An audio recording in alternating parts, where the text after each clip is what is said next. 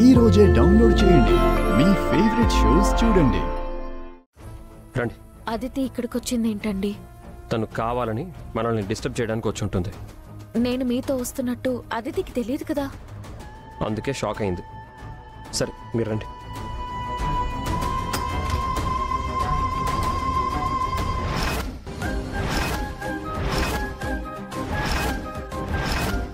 Enjoy your stay sir.